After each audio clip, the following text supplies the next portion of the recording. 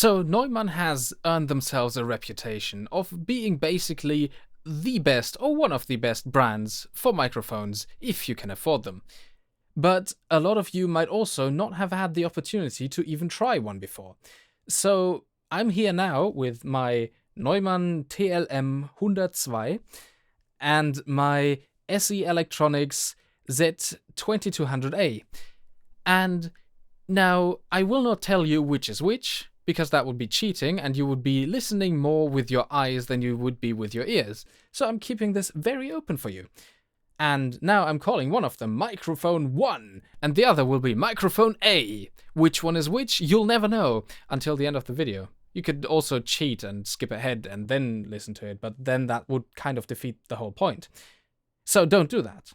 Unless you're actually rewatching this to get the same experience again, but knowing the difference, knowing which is which then wouldn't be really cheating, so I'll allow it.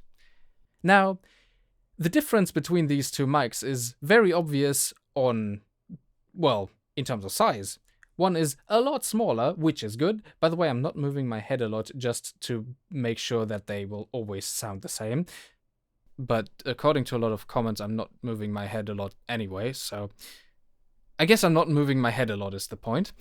And these two microphones are different in size, which is really nice, having a smaller microphone, because it weighs less, it can be more easily carried around, and there really is no point in having a bigger microphone, unless, well, electrically required, or maybe you just want to show off.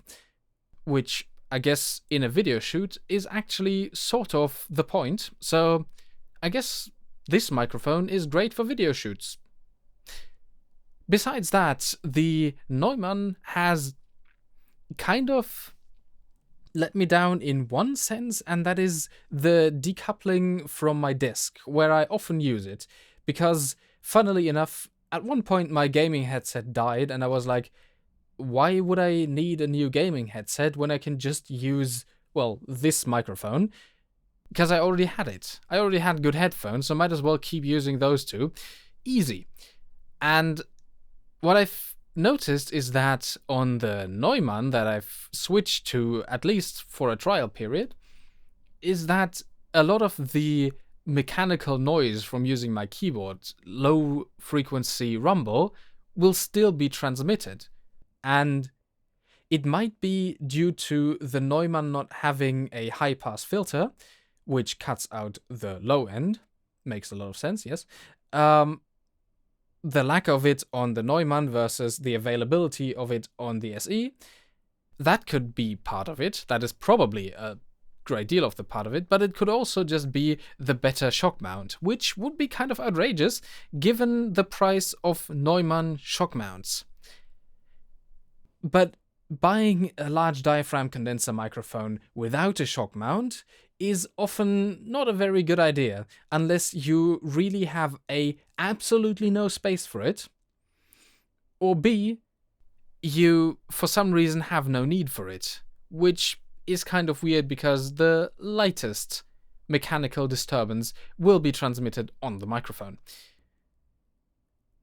So I guess that is mostly the difference that I've noticed. And the sound difference I will actually have to listen to myself after recording this, and I will also let you decide which one you prefer. Is it mic 1? Is it mic A? You will never know which is which until right now, I guess. Here, this is the result. Would you have thought that mic 1 was this? Would you have thought that mic A is the other? I wouldn't have, maybe. Maybe I would have, I don't know. Actually, I would probably know, because when I'm editing and choosing which one is which, I will have put them there. But I'll just keep on rambling for a bit, maybe just for a slight bit, so that you can actually get a feel for which one you really like. Do you really think it's worth this much money to buy the Neumann? Or do you really think you can get away with the SE Electronics? Okay, dann habe ich jetzt zu lange Pause gemacht, dann ist vorbei.